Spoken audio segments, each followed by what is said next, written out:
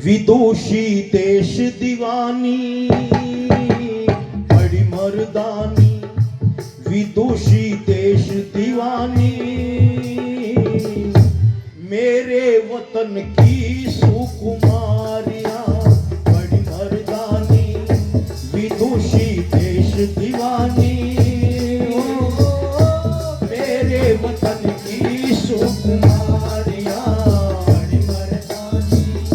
और कैसी मर्दानी थी, आओ इतिहास के पन्ने पलट रहा हूं मैना ने लेकर सेना कैसा कमाल किया, मैना ने लेकर सेना कैसा कमाल किया, घोड़े पे सवार होकर गोरों को हलाल किया, घोड़े पे सवार होकर गोरों को हलाल किया। बन गई काली चली बंदूक दुनाली, बन गई काली चली बंदूक दुनाली, मचने लगी थी किलकारियां बड़ी मर्दानी, विदुषी देश दीवानी मेरे वतन की सुकुमारियां बड़ी मर्दानी।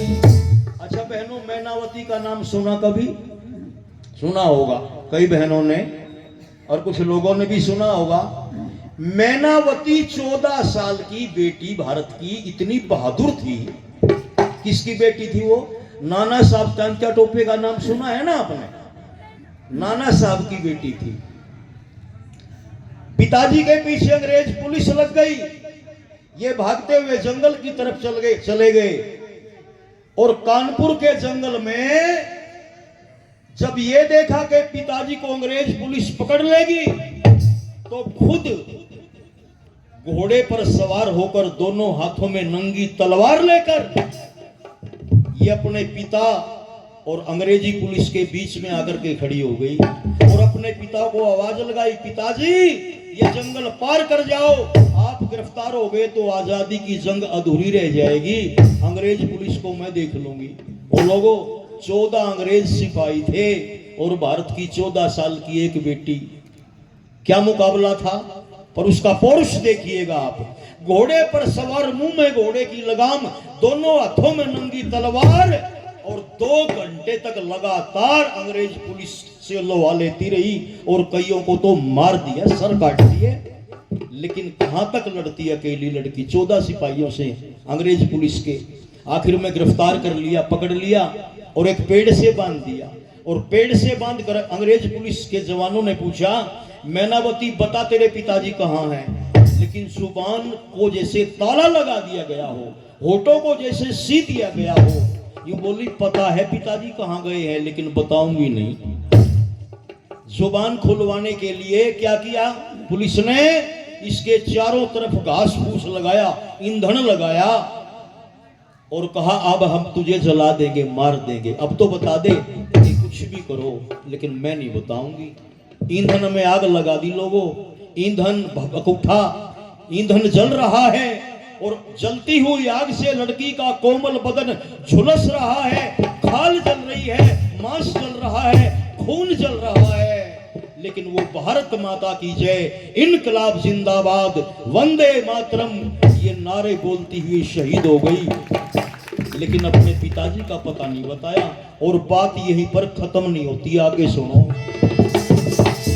पद्मनी ने बाजी अपने प्राणों की लगा दी, पद्मनी ने बाजी अपने प्राणों की लगा दी, चलती चिता में कोमल काया जला दी, ओ चलती चिता में कोमल काया जला दी। धर्म न खोया, निज धर्म न खोया, देख कर खिलजी रोया, धर्म न खोया, देख कर खिलजी रोया। ये कैसी है भारत की नारियां, बड़ी मर्दानी,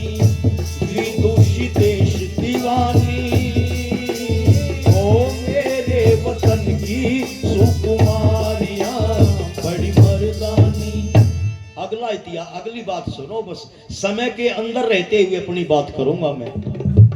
दिल्ली का बादशाह अलाउद्दीन खिलजी माता और सज्जनों, चित्तौड़ की महारानी पद्मिनी को अपनी बेगम बनाने के लिए चला था, क्योंकि पद्मिनी उस जमाने की सबसे खूबसूरत सुंदर औरत थी।